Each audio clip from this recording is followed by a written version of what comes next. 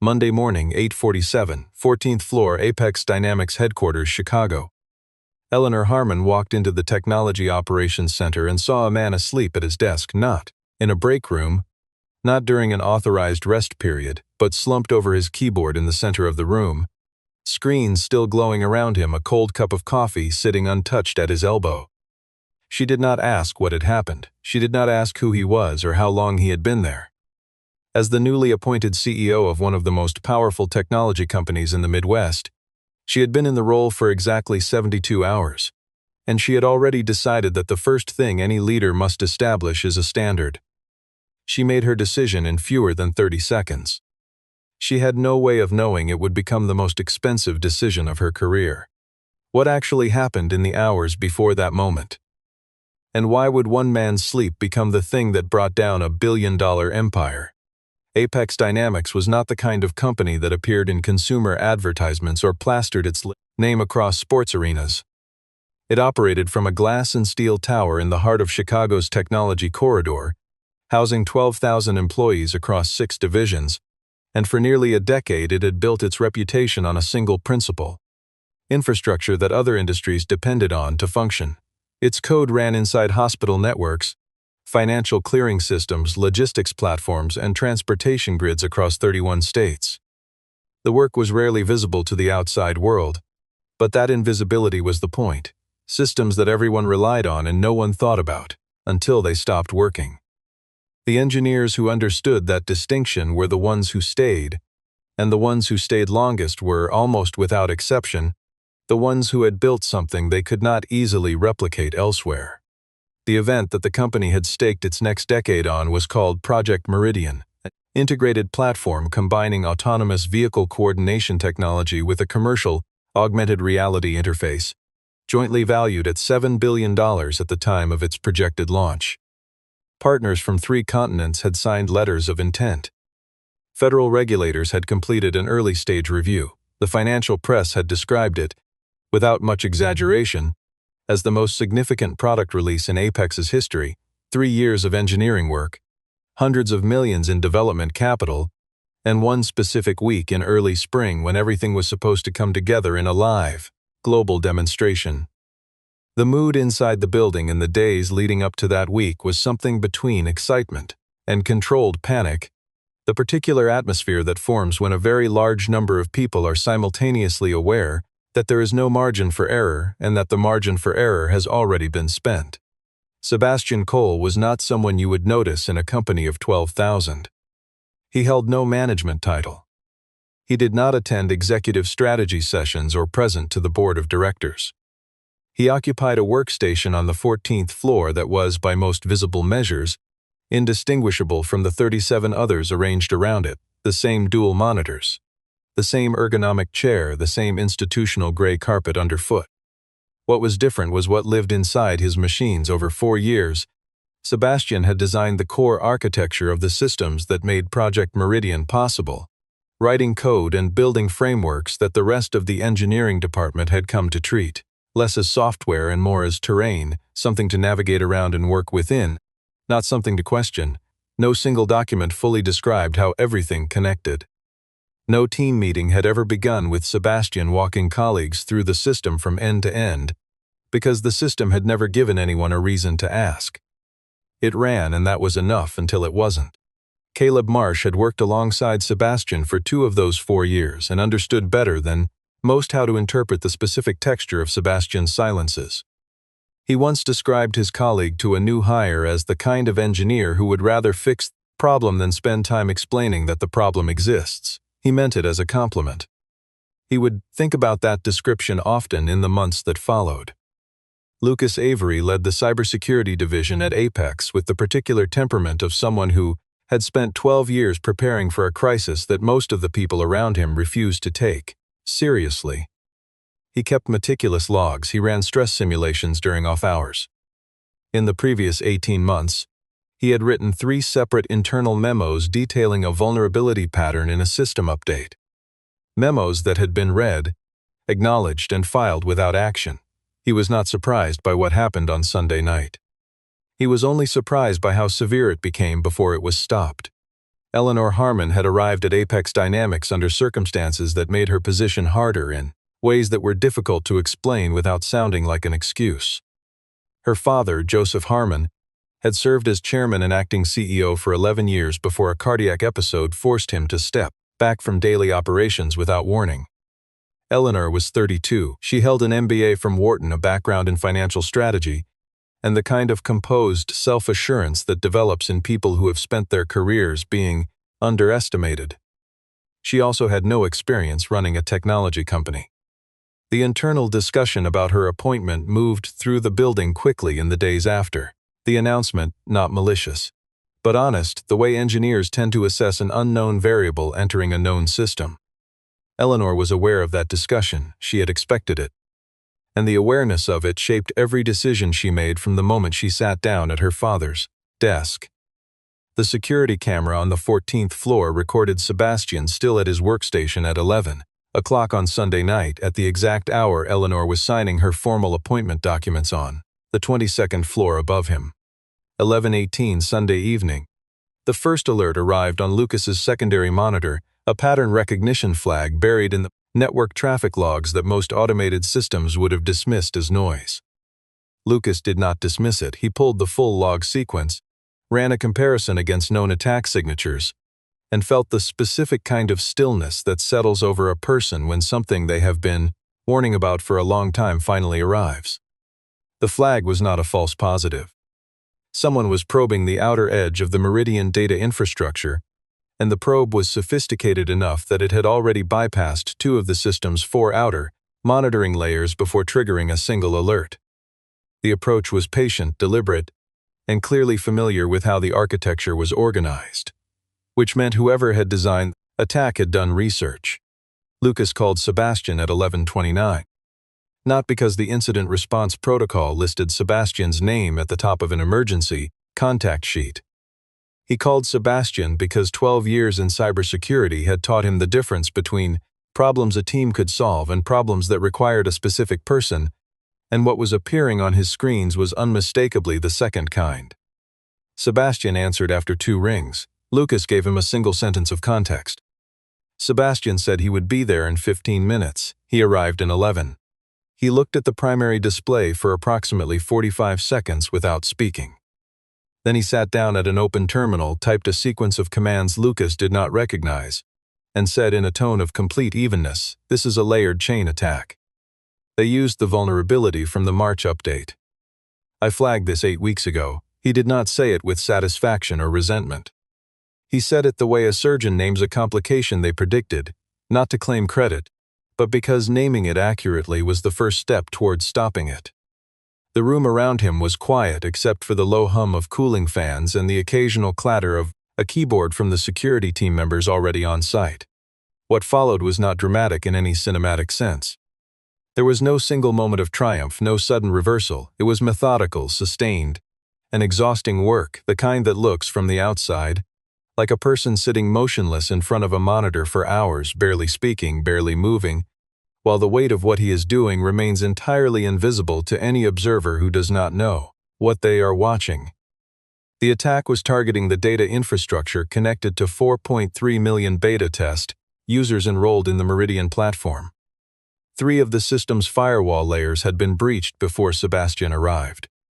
The attack was running in parallel threads, probing multiple access points simultaneously, and its structure suggested not a casual intruder but an organized, well-resourced adversary, coordinated, and specifically aware of Apex's architectural patterns. Sebastian worked through the first breach vector by 1 in the morning. By 3, he had mapped the central command and control pattern and begun the methodical process of severing it. Caleb arrived sometime around 2, having seen the security alert cascade on his phone, and sat near the window without speaking.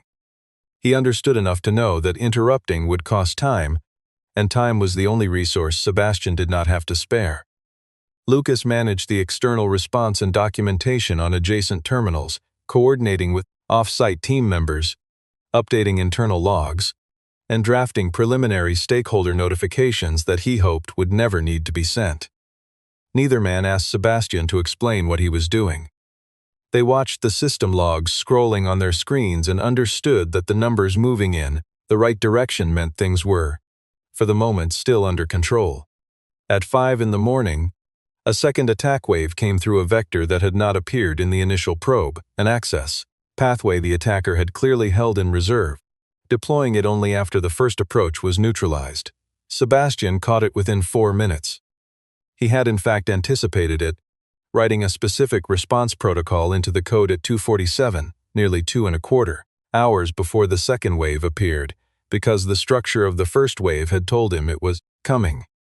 Lucas read the timestamp on that entry later and sat with the number for a long time. 6:40, Sebastian executed the final command. The attack was sealed. No data had been exfiltrated, no files had been encrypted or held for ransom. No user records had been exposed. The infrastructure was intact, and Project Meridian's launch timeline was unaffected. The estimated financial cost of a successful breach, based on the specific data categories that had been targeted, the regulatory exposure that would have followed, and the partner contracts that contained data security clauses, was somewhere between $340 million and $480 million. Sebastian had prevented all of it in approximately 7 hours and 20 minutes of uninterrupted work.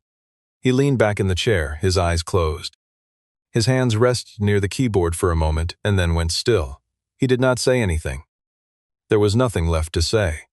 Lucas began the incident report immediately, documenting the nature of the attack, the response timeline, and the outcome with the detail his position required. He submitted it at 7:12 in the morning through the standard reporting channel, a channel that routed to the Vice President of Engineering, who was currently traveling in Germany and had not opened his email since the previous evening. The report sat in an unread inbox as the building below began to fill with employees arriving, the most consequential week in the company's history.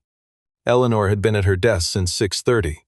She had reviewed the launch timeline, cleared her calendar for the next 5 days, and asked her assistant to schedule a full-floor walkthrough as part of her first week orientation, an effort to show herself present in parts of the building that executives at Apex rarely visited. The 14th floor, home to Core Systems Engineering, was on the list. She arrived there at 8:47 with Hannah Reed, the head of Human Resources, and 2 assistants trailing behind her. The first thing she saw when she stepped through the glass doors was Sebastian.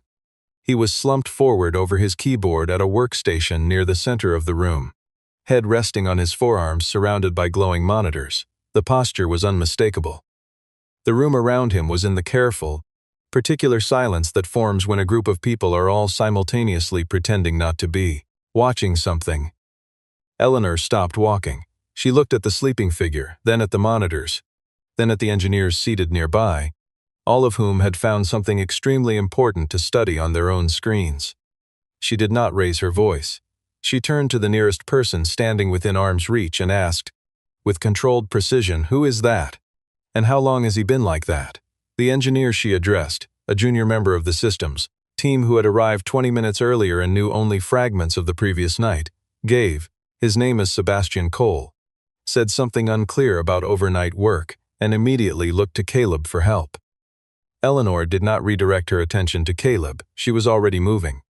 Sebastian woke to the sound of a conversation happening above and around him, the particular quality of words being chosen carefully in a tense room.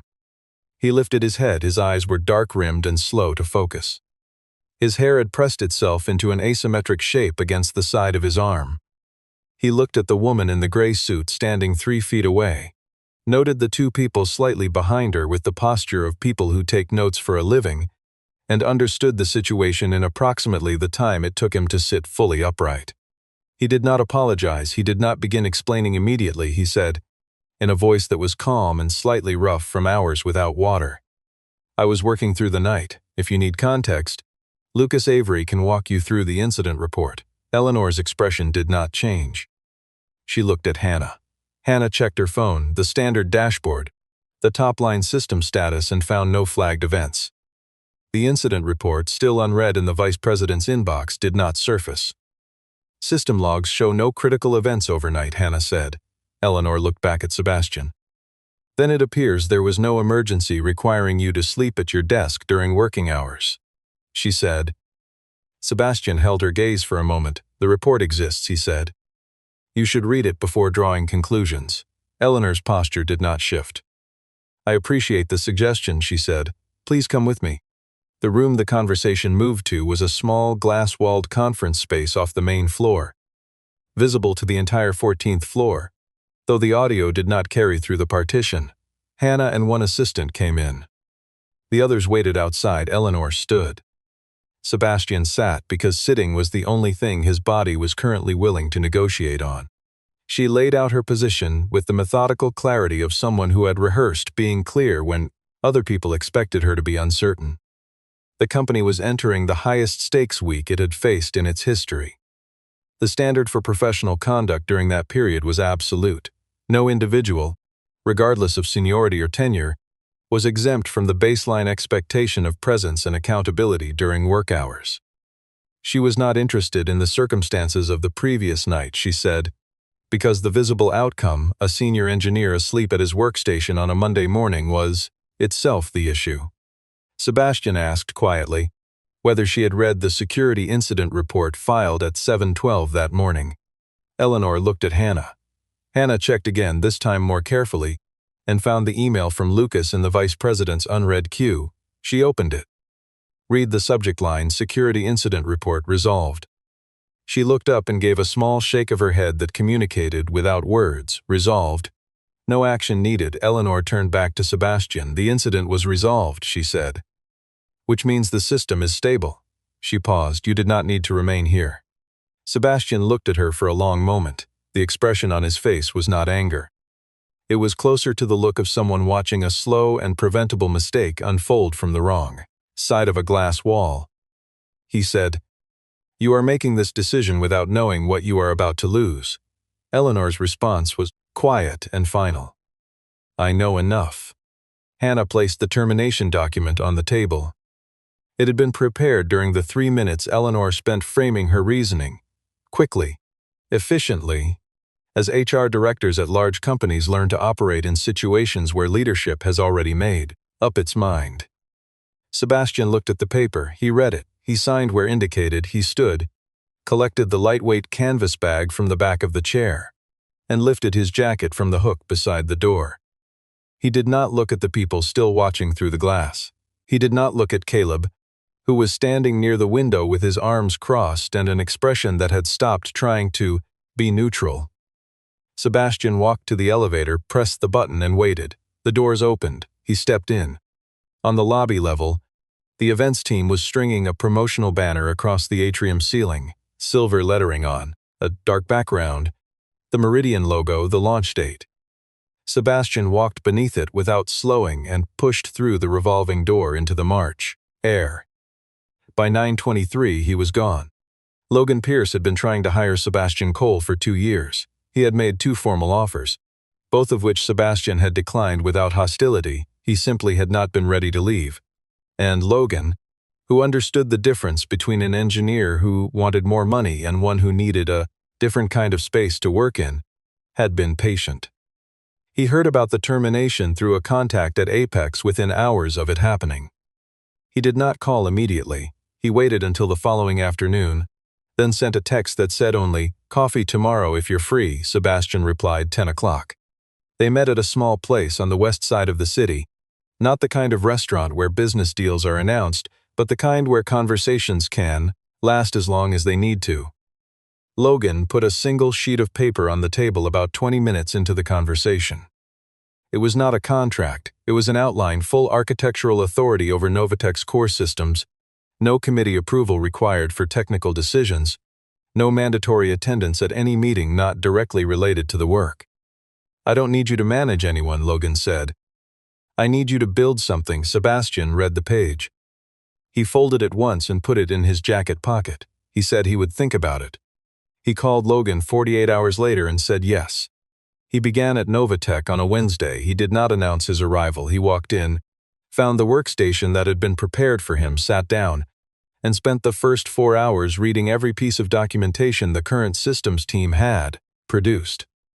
By the end of the first week, he had identified 17 structural issues in the existing architecture and written a priority sequence for addressing them.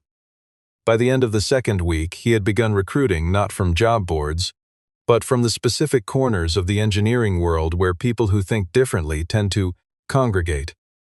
He was looking for a particular kind of mind. People who asked the question before the question, who saw the shape of a problem before it fully formed. He found 7 of them in 6 weeks.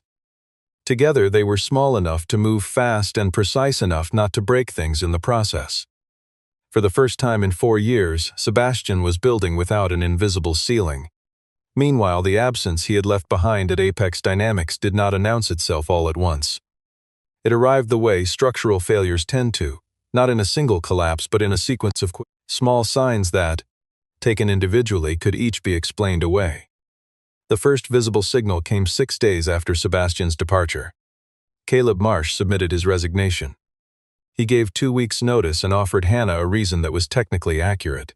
He had received an outside opportunity, without mentioning the more fundamental truth, which was that he had looked at the systems he was responsible for maintaining and understood, with the precision of someone who had watched their architect leave, that he no longer had confidence in his ability to fix them when they broke.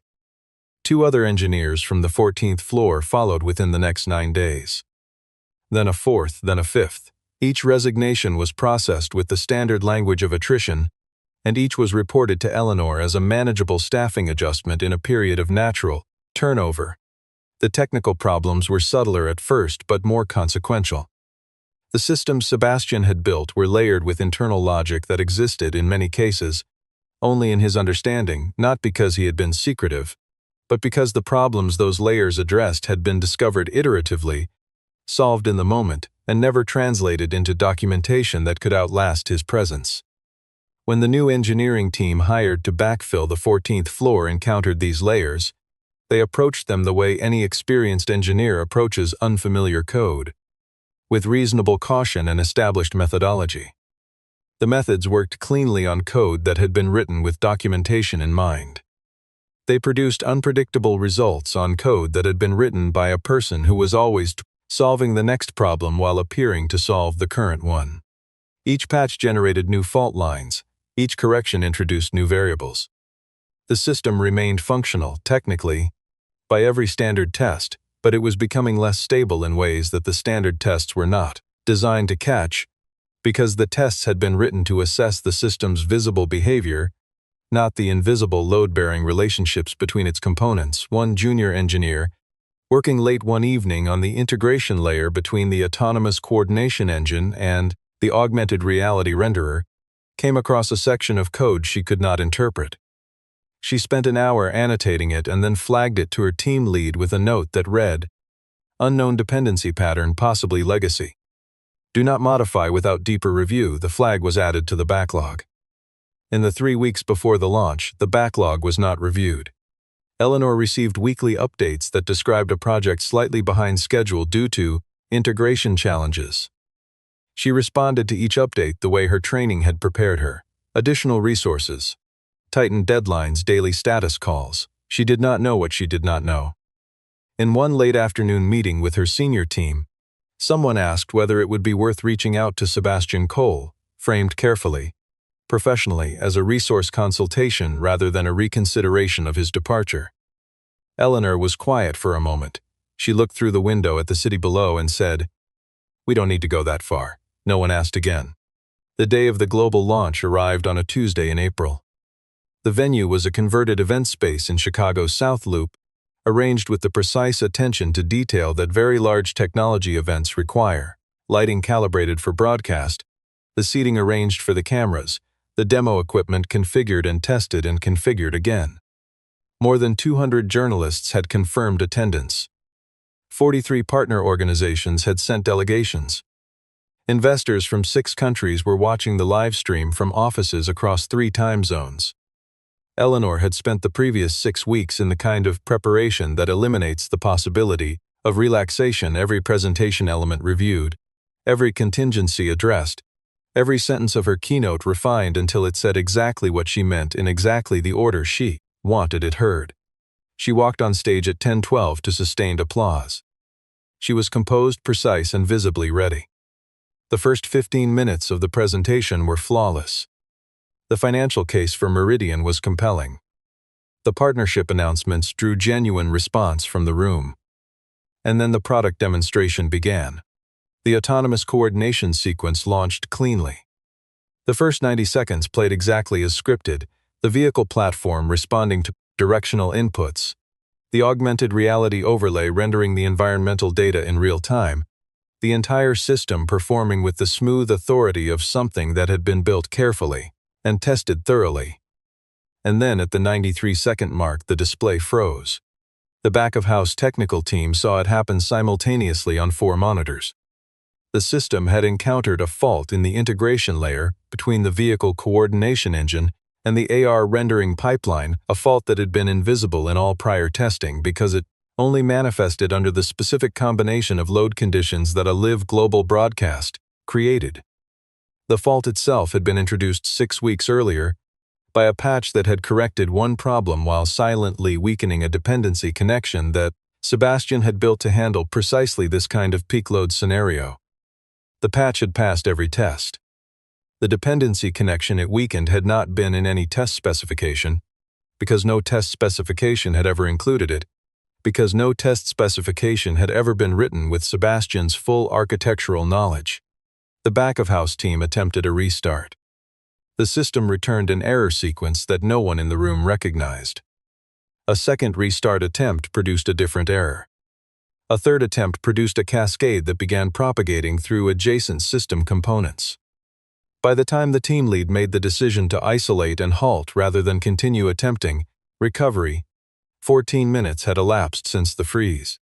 Eleanor stood at the podium for those 14 minutes and continued speaking.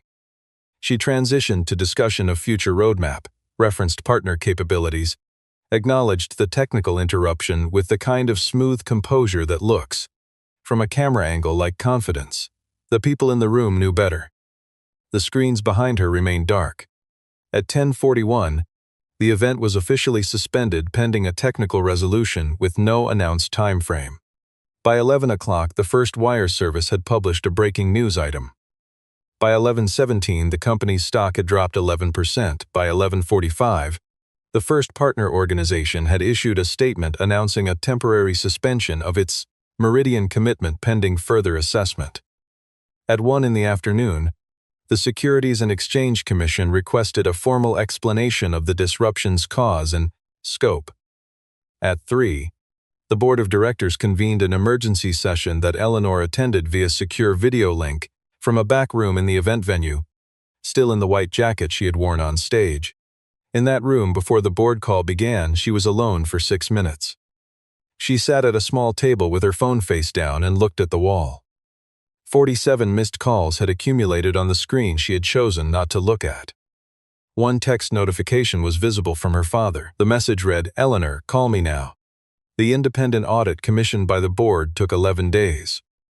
The firm Eleanor's team engaged was experienced in technology infrastructure reviews, and they approached the Apex systems with the same methodology they applied to every engagement.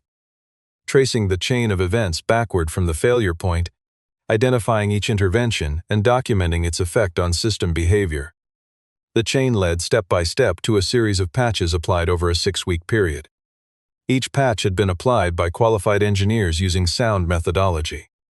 Each had been tested and approved, and each had, in some small degree, destabilized something in the underlying architecture that the patching engineers had not known to account for, because what they had not known was what the architecture was actually doing at layers they had never been shown.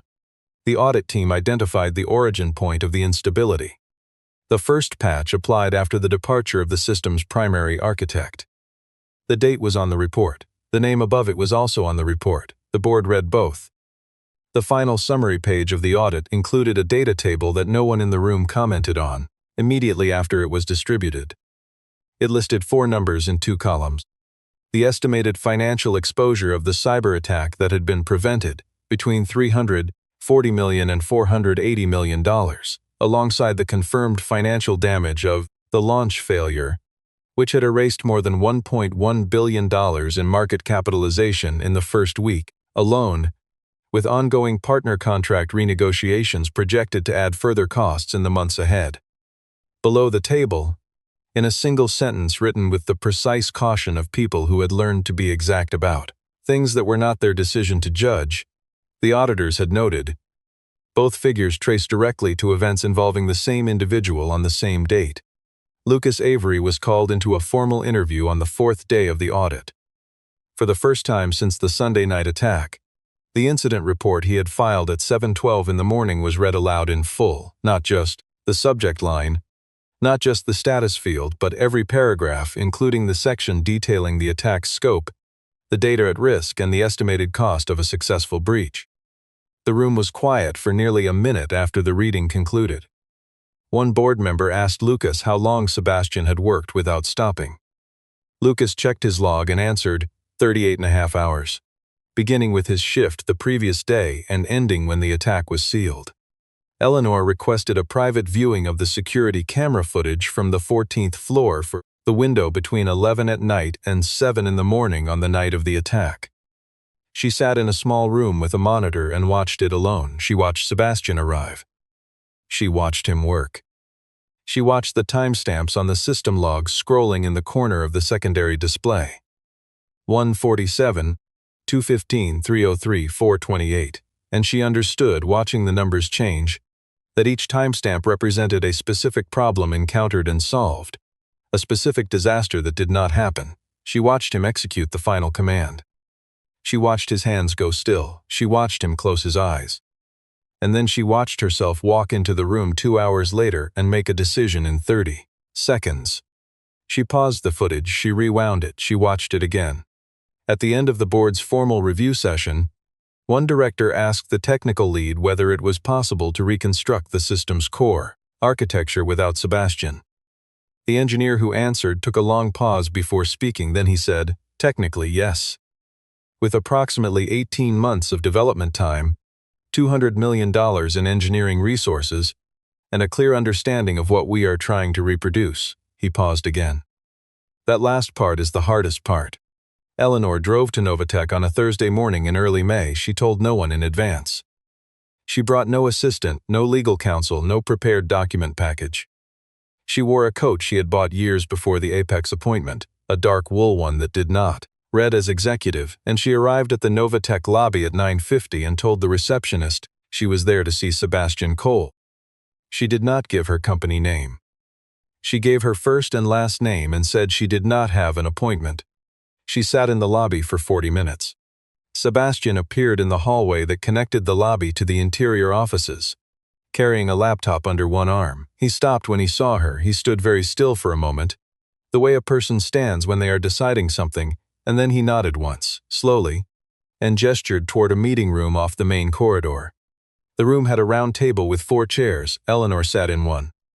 Sebastian sat across from her, laptop set aside, hands resting on the table. He waited. She said, "I'm sorry." She said it without preamble, without a sentence of context setting before it, because she had decided in the car that the sentence needed to be the first thing she said and not something she arrived at after explaining herself. Sebastian did not respond immediately. He looked at her across the table with an expression that was attentive and unreadable. She told him what the audit had found. She told him what she had seen on the security footage. She told him the estimated cost of the breach he had prevented, and the confirmed cost of the launch failure that had followed his departure, and she did not frame any of it as an argument or a case to be made. She simply described what was true. Sebastian listened without interrupting, without adjusting his posture, without any visible indication of what he was thinking. Then she placed an envelope on the table between them. Inside was a formal offer, Chief Technology Officer of Apex Dynamics, with full authority over all technical systems and development direction, terms negotiable at Sebastian's discretion, and an unambiguous reporting structure that placed all engineering decisions outside the reach of non-technical review. Sebastian looked at the envelope. He did not pick it up. He looked at it for a long moment, and then he looked back at Eleanor. "Are you asking me this because you need me?" he said, "or because you believe it is the right thing to do?" Eleanor held his gaze. She was quiet for long enough that the answer was clearly not one she had prepared. Then she said, "It started as the first. After the footage, I think it's both." Sebastian nodded slightly. "That's an honest answer." Then he reached across the table and pushed the envelope back to her side. Gently and without hesitation. "I can't come back," he said, "not because of what happened. Because I'm somewhere I should be." Eleanor did not argue. She had known, driving over, that this was the probable outcome, and she had come anyway because she believed she owed him the directness of a face-to-face conversation more than she believed it would succeed. She nodded once and began to stand. Before she reached the door, Sebastian said one more thing, and he said it in the same even, unhurried voice he had used in every conversation she had witnessed him have. "The next time you see someone asleep at their desk, ask one question before you decide what it means. Just one." She did not answer. She pulled the door open and she left. 6 months passed. At Novatech, Sebastian's team released a technical white paper on distributed systems architecture for next-generation autonomous infrastructure. It did not make headlines in the consumer press. Inside the engineering community, it moved quickly. Within 3 weeks of publication, it had been cited in 12 independent research contexts and adopted as a reference document by 2 federal transportation technology working groups. Sebastian did not speak at any conferences about it. He did not give interviews. The work spoke in its own register, to the people whose job it was to listen to that kind of language, and that was sufficient. Caleb Marsh was part of the team that wrote 2 of the paper's technical appendices. He had joined Novatech 6 weeks after leaving Apex, and he had settled into the work with the particular relief of someone who has returned to a version of a job they had forgotten they loved. He never discussed Apex in team meetings, but occasionally, when a newer engineer raised a question about a judgment call, whether to document a workaround, whether to flag a dependency that might not matter, whether to slow down in order to build something that would hold, Caleb would tell a story. He never used names. He never needed to. Apex Dynamics completed its system rebuild in 14 months at a cost marginally above auditor's original estimate. The company returned to operational stability and relaunched a scaled-down version of Project Meridian the following year. Eleanor remained as CEO throughout the restructuring. She brought in an experienced chief technology officer from the outside and, by every account from the engineering teams who worked with her afterward, she had developed a particular habit that she had not possessed before. She asked questions before she drew conclusions, and she waited for complete answers before she moved. On a Tuesday evening in late autumn, Eleanor was working late in her office when a new email appeared in her inbox. There was no subject line, there was no opening sentence, there was no signature beyond a name. Attached to the message was a research paper published in the IEEE Transactions Journal on Distributed Systems, authored by Sebastian Cole, detailing an architectural framework for fault-tolerant infrastructure under adversarial conditions. Eleanor read the paper from the first page to the last. It took her an hour and 35 minutes. She printed it out when she was done, went through it a second time with a pen, and underlined 3 passages that she found particularly precise. Then she set the pages down on her desk and looked at the window for a long time. She did not send a reply that night. There are decisions made in 30 seconds that take years to fully understand. They are not made from cruelty most of the time or from malice. They are made from incomplete information and the urgent, human need to appear certain in a moment that feels like it is asking for certainty. The weight of a decision like that does not declare itself when it is made. It arrives later in the silence after a system fails, in the footage from a camera that recorded something no one thought to ask about, in a research paper that arrives without explanation from a person who has already moved on and has nothing left to prove. What separates the leaders who grow from those who don't is not whether they made the mistake. Almost everyone makes the mistake. It is whether, when the full picture finally came into focus, they were willing to look at it without looking away, and whether the looking changed anything at all about how they saw the next person standing in front of them.